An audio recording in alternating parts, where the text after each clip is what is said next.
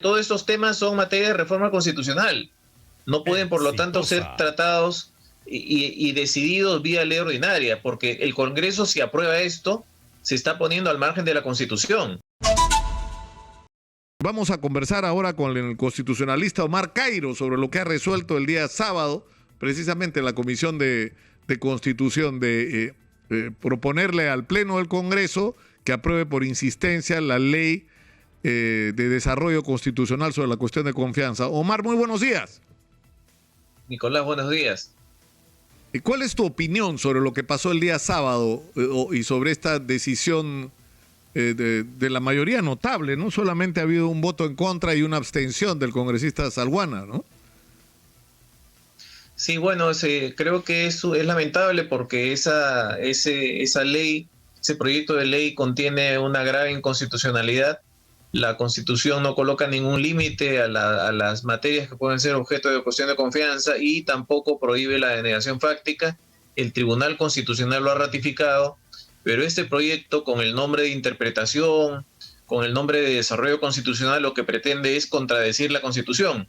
Cuando se quiere contradecir la Constitución, se le cambia en la parte que se le quiere contradecir con una reforma constitucional, pero no con una ley ordinaria. Y esto es lo que pretenden hacer a través de este dictamen aprobado, que va a llegar al Pleno, y en el Pleno caben dos posibilidades.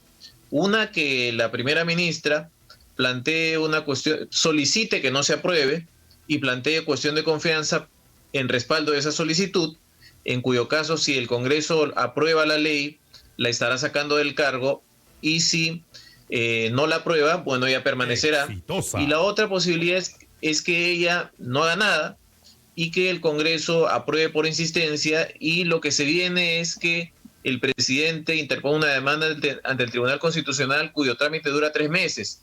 3 meses en los cuales el gobierno va a funcionar bajo el impacto de actos obstruccionistas del Congreso, contra los cuales no va a poder hacer nada, porque la ley estará vigente y no podrá plantear cuestión de confianza sobre múltiples solicitudes que pretende hacer, legislaciones delegadas, que no se censure a algún ministro, y entonces se va a producir una situación de desgobierno. Claro, pero la pregunta, Omar, para más o menos. O sea, el gran público no ha seguido y no tiene por qué estar enterado de estos detalles, porque además hay que ser sincero, la verdad que la gente está preocupada por otras cosas, ¿no? La gente está preocupada por la situación de la salud pública, de la economía, ¿no? Pero realmente, y para evitar preocupaciones adicionales, el Congreso tendría que haber archivado este proyecto, pero está insistiendo, lamentablemente. Claro, pero ahora, ¿qué cambios? Porque, por ejemplo, sí, cuando hubo el debate sobre la incapacidad moral permanente, lo que el Tribunal Constitucional dijo más o menos en resumen, eso es lo que dice la Constitución, ¿no es cierto?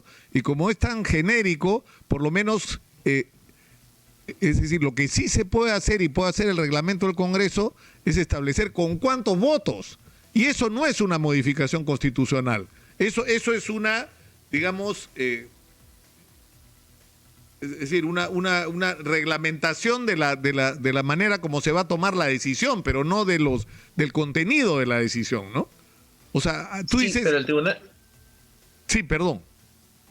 El tribunal nunca se ha pronunciado sobre el término incapacidad moral. ¿Qué significa? Ha dicho que para evitar arbitrariedades se coloquen dos tercios como mínimo, como número, como quórum como mayoría exigida, pero nunca en la última cuestión competencial decidió guardar silencio. Dijo que como el proceso de vacancia contra Vizcarra, el primero había terminado con el rechazo, entonces sustracción de la materia, y no se pronunció. Lo que tendría que haber hecho, creo que, es esclarecer que incapacidad moral es incapacidad mental, porque si fuera inmoralidad, imagínate, pues, el cargo presidencial estaría sujeto a la discrecionalidad de los congresistas todos los 5 años, y eso no corresponde en un régimen presidencial. Sí corresponde en un régimen parlamentario, porque en el régimen parlamentario el gobernante es elegido por el Parlamento. Por eso es que el Parlamento lo puede censurar, así se llama, la destitución, en cualquier momento. Pero en el Perú no, en el Perú el presidente es elegido por el pueblo. Por lo tanto, el Congreso excepcionalmente lo puede destituir, pero no por vacancia, sino por juicio político por infracción a la Constitución. Claro, ahora, el tema es, no es una solución razonable de la que habló Aníbal Torres Vázquez la semana pasada acá en Exitosa, diciendo, ¿por qué en vez de seguir con esta confrontación no producimos modificaciones constitucionales, tanto a los parámetros de la cuestión de confianza como a la definición de lo que es incapacidad moral permanente, y sometemos a ambos al procedimiento que marca el artículo 206? A mí me pareció razonable. O sea, ¿quién no va a aceptar eso? Porque además está diciendo, es decir, resulta increíble, ¿no?, que es el gobierno defendiendo la Constitución del 93, ¿no es cierto? Que en su campaña electoral ha dicho que la quiere cambiar a través de una asamblea constituyente.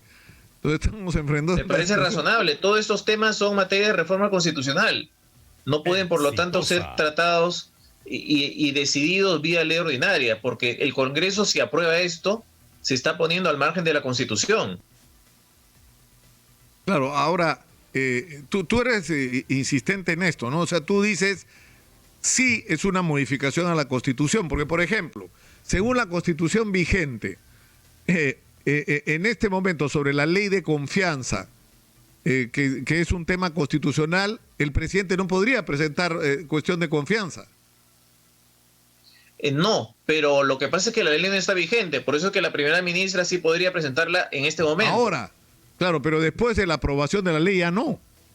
No, después por eso, si se aprueba la ley, no va a poder presentar sobre ningún proyecto de ley, porque la legislación es una facultad exclusiva del Congreso y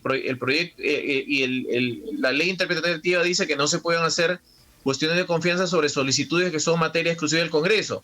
Lo cual es absurdo porque en realidad no hay cuestión de confianza sin solicitud. La cuestión de confianza respalda una solicitud y la solicitud es al Congreso. ¿Y qué se le solicita al Congreso? Cuestiones que son de competencia del Congreso. Entonces, si uno dice no se puede hacer cuestión de confianza sobre solicitudes que son que son competencia del Congreso, está diciendo no se puede hacer cuestión de confianza sobre nada, sobre ninguna solicitud. Claro, y eso es gravísimo, por ejemplo, porque eso se puede hacer por reforma constitucional, pero no por no eliminar, ejemplo, neutralizar la cuestión de confianza a través de una ley ordinaria. Para ponernos en la actualidad, por ejemplo, el almirante Montoya, que el otro día yo le decía que parecía el comandante general del Congreso, es decir, que se hace lo que él quiere, que él dirige el Congreso como si fuera un buque, pero él ha definido la estrategia de Renovación Popular, que se iban por lo menos el gabinete Bellido, entiendo que, y espero, ¿no?, que la posición haya cambiado con el nuevo gabinete, pero que su estrategia era uno por uno detrás de los ministros, ¿no?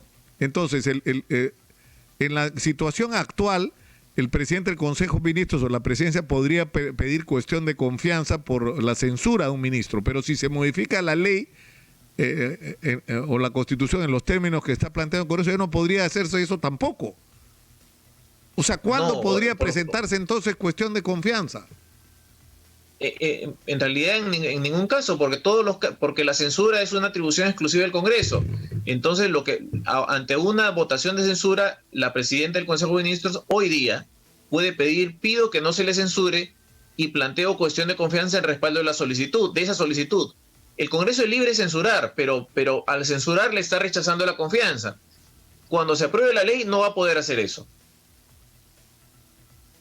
Bueno, eso en realidad igual hay que ponerle límites, ¿no?, a la cuestión de confianza, ¿o no? Por supuesto, pero eso tendría que hacerse por reforma constitucional, y el tribunal lo dijo. Es decir, el Tribunal Constitucional en los países en que existe es el intérprete supremo, es el único órgano cuya interpretación puede obligar. El Congreso no puede obligar a interpretar, y una ley interpretativa es una ley que obliga a interpretar, y que obliga a interpretar, en este caso, en contra de la interpretación hecha por el Tribunal Constitucional. El Congreso se pondría al margen de la Constitución si aprueba esa ley.